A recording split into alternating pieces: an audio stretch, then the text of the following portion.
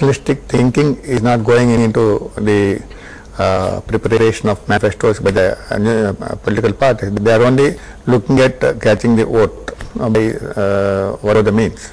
No, but I must confess that I am sometimes, disillusion is not the right word, very intrigued by the decisions that the government takes, including the Prime Minister. For example, waiving off the farmers' loans. You have not powered the farmers. You have not created a condition so that the farmers will not become indebted again. Yeah. You have not given them knowledge. You have not given them resources. So it's much better to teach a person how to fish than to start providing him with fish. So we have not taught them how to increase their earnings. So what's the use of waiving off all these loans? Spending all that money, they will be indebted again. Yeah. And where is this money coming from? When I saw the Prime Minister once and talked about the common school system, and he said, Dr. Bhargav, where is the money going to come from? But you have the money to do this. If you educate the farmers, give them opportunities for additional employment, tell them how to increase the productivity, that's something that is of permanent value. Waive off the loan is, yes, I would have said waive off the loan, but do something else. There's something else not done. The same is true of the Rural Employment Guarantee Scheme. Marvelous idea. But where are your plans? Do you have developmental plans for a district, for a model, and say, all right, this labor will be used for this purpose? Now what is happening is, you are, because you have no such plan. So it has come to the center. The plans are not made on the ground. No, absolutely. So I am saying that the plans which should have the rooting in the demands and the necessity of the panchayat, in which the panchayat committees, the zilla parishas should have been involved. It should come from below. Because they know what the requirements are. But now you have this money, so you ask the men to dig a ditch today and tomorrow to ask them to fill it up. We are exactly where we were, even though the government spent money.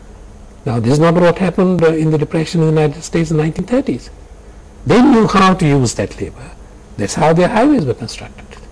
We have no such plan. We have no developmental plan for a particular district or a mandal or a panchayat which is rooted in their requirements and to which the local self-government has been party. The evolution of power has not been there. The concentration is there. We had the 1993 Panchayat Raj Amendment Act. I think it was a watershed.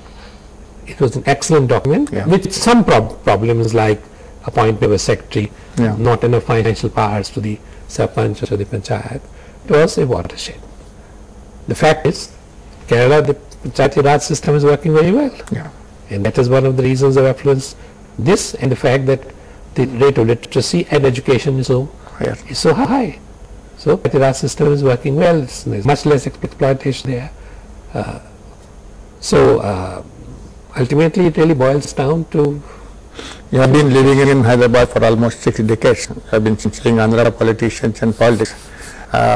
When do you think we will be able to raise this political performance and take it to the level of, say, Kerala at least?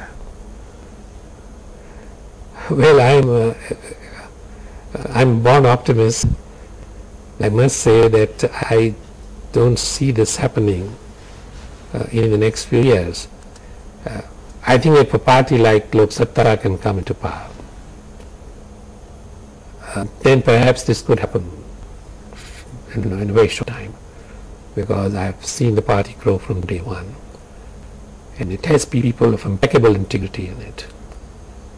Please remember that when N.T. Ramarao came into power, nobody expected that to happen. But people were so disillusioned with the Congress government that they would accept anything. And I believe from reliable sources, including his family sources, that very little money was spent by him. And he chose people who were graduates.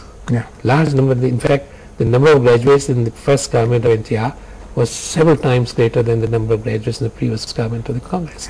So I think things can change, but and let's hope that miracle. I don't believe in miracles, but let's hope that some kind of a miracle will happen. But I think in Andhra, to me, the only hope is Lok Sabha. Because, and not for any partisan reason, it's just that their commitment to integrity, to clean government is that, and they mean what they say. It's not like the promises that the politicians make, free television, free power. They have not made any such promises. No, they have not made any such promise. So let's hope things will better. Well, let's hope that. Well, first, let's see what happens in these elections, both at the state level and at the federal level, and then let's see what is the consequence of these elections. How is the government formed? And I think we should at that time have a debate. And do you care to guess which front is going to come into power? Well, certainly not the Congress, certainly not the BJP. So no party, no single party. It's going to be a front alliance. It will have to be, alliances will have to be made after the elections. And we'll wait to see what the face of these alliances is. But if the alliances are made of people with contrary views, then nobody will care about what happens to the country. What about the state, sir? Instead, I think there will be fragmented. It will be hung? It's hung assembly. Thank you, Dr. Bhargav. Thank you very much.